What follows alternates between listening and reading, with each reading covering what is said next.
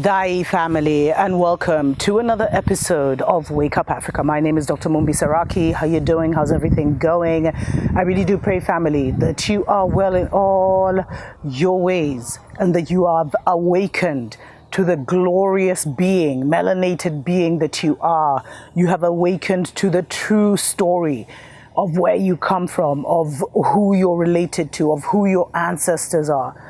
That you have moved beyond the religious psychosis to claim your rightful inheritance as one of the guardians of Mama Earth, of the motherland family, because we are in some very perilous times where if you do not know yourself, your energy and your attention and your vibration will be used to fuel and manifest something that is against you, against your life, against your existence. And so please, family, know thyself at such a time as this, family, because a lot of people are being enslaved in mental wickedness, in narrative wickedness, family.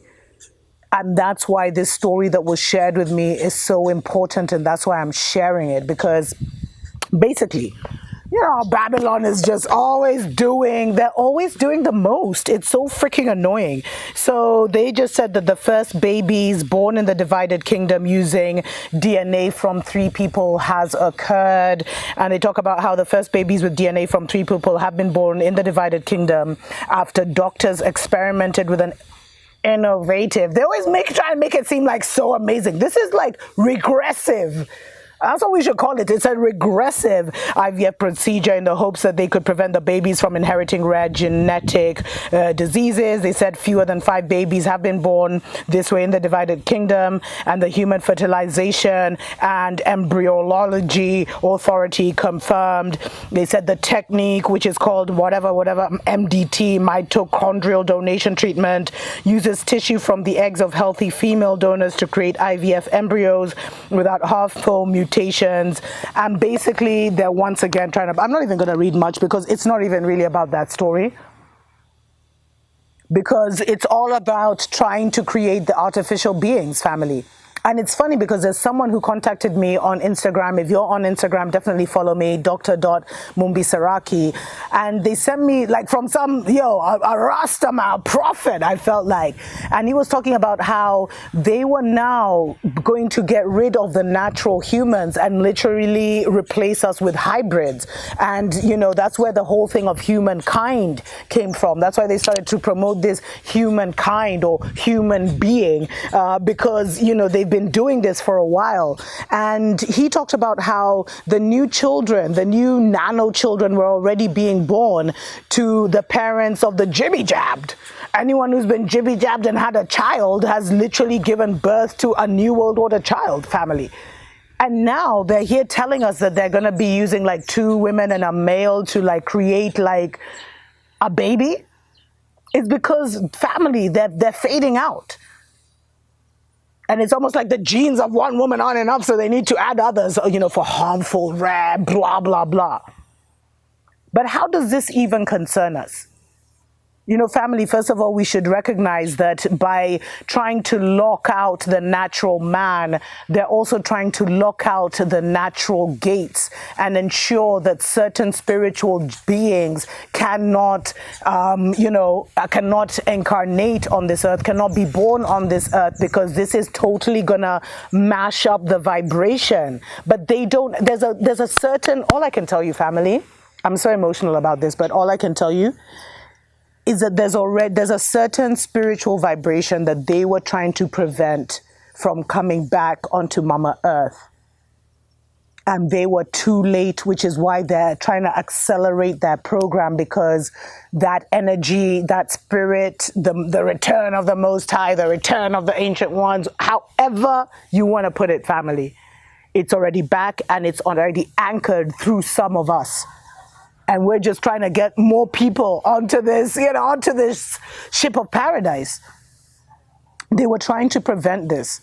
They were trying to block out the high vibrational beings that used to come at the turning of an age, the gurus, the messiahs, the saviors, the chosen ones who would come, the architects of a new world, who would come and literally put together the new mental and spiritual reality with everything that we've learned, because we've been hearing that we're literally going into a golden age, family. And so for me, I felt like this story really doesn't concern me, but it does let me know that if I am interacting or moving within Babylon and I am a pure natural being, I need to be extremely careful. And it's reaching a point where now the wheat are being separated from the tare. Where if I am wheat, and I already know who the tare is, like, we can't hang out. We can't hang out, family, because I'm going left and you're going right. And we have to now take the seriousness, like, you must really know who you are, so that you can understand what is at stake and why the stakes are so high to turn you mentally, to break you mentally, to disable you mentally, to distract you mentally. Like, they do so much. Because why tell us? I mean, if they've created this being from 3 humans, why tell us and make that story go viral and make everyone talk about it? What concern is it of ours? That's because they need our energy even to imprint this, to bring this in. And they've been playing unfair for so long, because they release these stories as something beautiful, like, oh my God, mothers who couldn't have children can now have children, and all this nonsense, family. And they don't care about mothers. They don't care about mothers. They don't care about children. They don't care about humanity. But they know that we care, so they'll try and pretend that they care. I mean, literally, that's the narcissistic, psychopathic, demonic, devilish energy that we are fighting to overcome. But they will perpetuate into their hell on earth, and they will go into their reality. But don't get caught up, family. And the only way you get caught up is through your ignorance, by not knowing what is really going on, by not knowing your true story. And realize that there is a concerted and very deep effort to keep your true story from you, to keep the truth from you, to keep you in a narrow mind. Like, family, I'm going to do a separate show on this, but literally, I've been talking about how Hebrews to Negroes was going to be premiered for the first time in Africa. I told you how there were so many gatekeepers, it couldn't be shown in Ghana. So Ron Dalton took it to South Africa, and he tried to get all these, 100% owned black companies to advertise. They said no. He tried to buy billboards. He was rejected. And he got this major central cinema called a Monte Casino. And little did he know that the Monte Casino actually had a godfather, or was owned by a mother company. And after he did a massive campaign over the last 10 days, a massive street campaign, over 20,000 flyers were released, all of a sudden he got a call this week, and it's like, sorry, but we're not going to be showing your screening in South Africa. Why? Why do they fear us showing our story? And in fact, the person it wasn't even the person who had booked him. He literally said, orders from above.